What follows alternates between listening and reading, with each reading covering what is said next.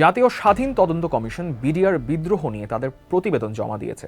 তাদের অনুসন্ধান বলছে বিডিআর বিদ্রোহের পেছনে জড়িত শেখ হাসিনা ও আওয়ামী লীগ নেতারা। মূল সমন্বয়কারী হিসেবে এসছে ফজলে নূর তাপসের নাম।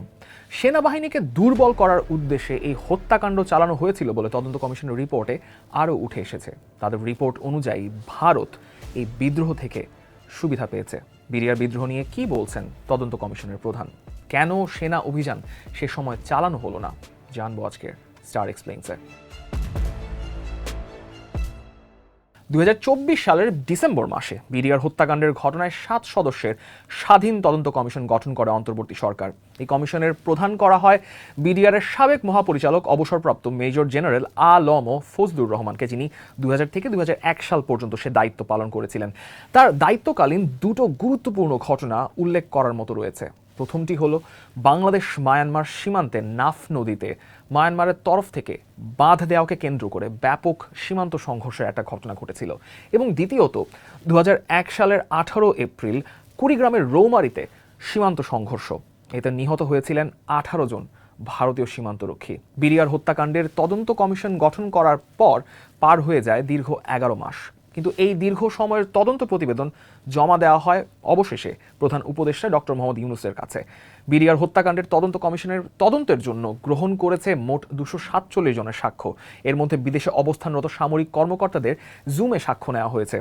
পলাতক আওয়ামী লীগের সভাপতি মণ্ডলের সদস্য মির্জা আজম এবং জাহাঙ্গীর কবির নানকও অনলাইনে সাক্ষ্য দিয়েছেন। এর জন্য অন্তর্বর্তীকালীন সরকারের 2 জন উপদেষ্টাও সাক্ষ্য দিয়েছেন এই কমিশনে। তদন্ত কমিশনের রিপোর্ট অনুযায়ী পিলখানা ঘটনার পরিকল্পনা শুরু হয়েছিল 2008 সালের নির্বাচনের পর থেকে।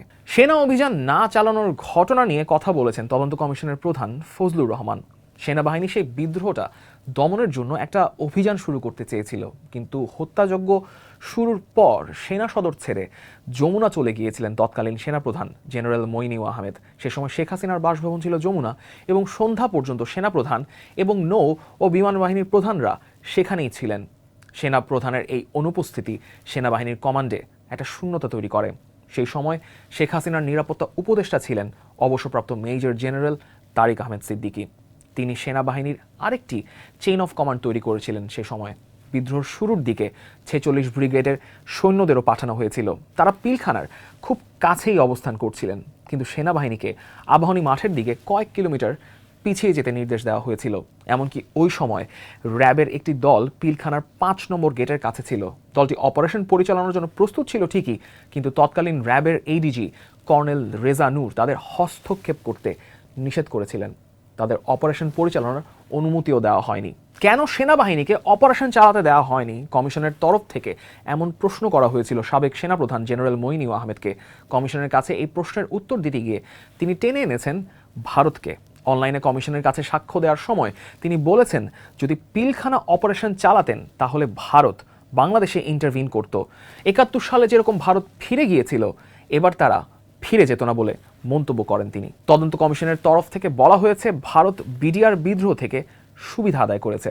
কমিশনের প্রধান বলছেন, ওই সময় 921 জন ভারতীয় নাগরিক বাংলাদেশে প্রবেশ করেছেন, কিন্তু তাদের মধ্যে 67 জনের ফেরত যাওয়ার কোনো তথ্যই পায়নি কমিশন। তদন্তে কমিশন বলছে, একাধিক সাক্ষ্য নেওয়ার পর কেবল বিডিআর সদস্যরাই নন, বহিরাগতরাও বিদ্রোহে অংশগ্রহণ করেছিলেন। তাদের মধ্যে বেশ কয়েকজন আওয়ামী লীগ, যুবলীগ এবং ছাত্রলীগের সদস্য ছিলেন। কমিশন উল্লেখ করেছে যে 20 থেকে 25 জনের একটি দল মিছিল করে বিদ্রোহস্থলে প্রবেশ করেছিল, কিন্তু পরে প্রায় 200 জন বেরিয়ে আসে।